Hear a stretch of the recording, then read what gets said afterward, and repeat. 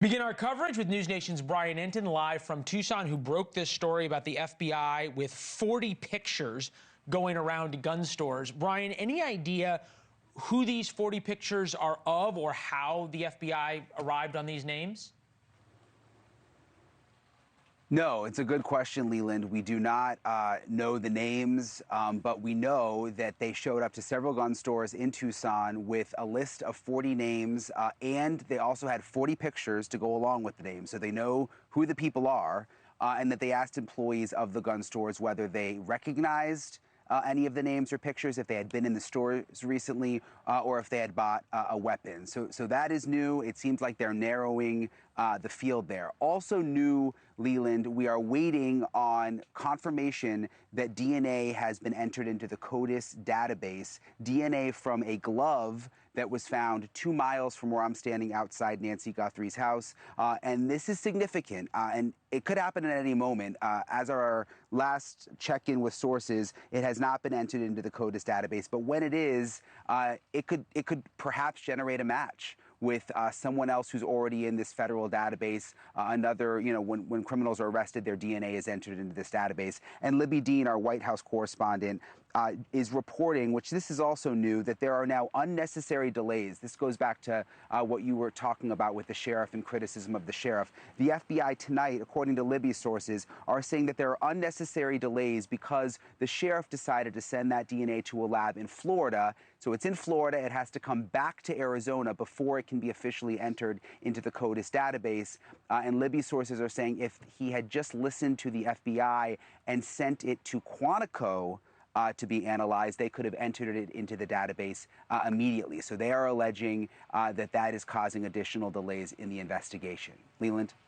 All right, there is so much to go through, Brian. Stay with us through this as you have every night. We're going to bring in Bob Keeger, formerly of the Pima County Sheriff's Office, Tracy Walder as well. Bob, I want to start with you because so much in this investigation seems to come back to missteps by this sheriff, a sheriff you know well. We've had some of them in addition to this sending the DNA evidence to a private lab rather than the FBI.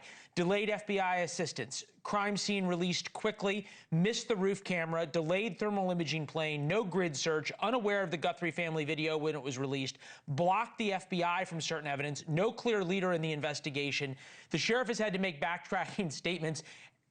You could say wrongly detaining a man, but oftentimes people are detained for questioning. So that may be tie goes to the runner. But beyond that, how do we look at this as just normal folks and say it's anything other than the sheriff really profoundly messing things up?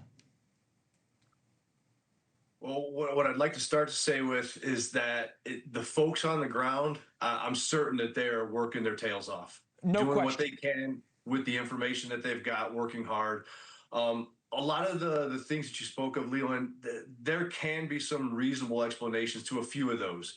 But usually where there's some smoke, there's some fire. There are absolutely times to release information during an investigation, and there are absolutely times not to release it. So I know everyone on the outside wants every bit of information, but yeah, I mean, you know the sheriff, though. Is this sort of par for the course? Is he sort of a local good old boy who kind of doesn't know what he's doing and shooting from the hip and is more interested in being on TV and protecting his turf? Or is he just not know better? What's going on here? I would say this is fairly par for the course. This is not a surprise to me that a lot of these things have happened. There have been issues in the past working with federal agencies. He can be emotional at times, but he typically has the best interest of the investigation at heart. Unfortunately, what investigations like this need is leadership, solid command and control, working well with your partners, especially the FBI. Having those resources at your disposal, right. They should have constant communication. And most of these things should not have happened. Yeah, no question there. There's a lot to bounce back and forth here. And I think, Bob, I'm just going to stay with you for one more second. One of the things that came out today was the sheriff clearing, and I'll read this, the Guthrie family. To be clear, the Guthrie family, to include all siblings and spouses, have been cleared as possible suspects in this case. The family has been nothing but cooperative and gracious, and our victims in this case to suggest otherwise is not only wrong, it is cruel. Thank you for watching. Subscribe below and download our NewsNation app right now on your phone, and you will get fact-based, unbiased news for all Americans.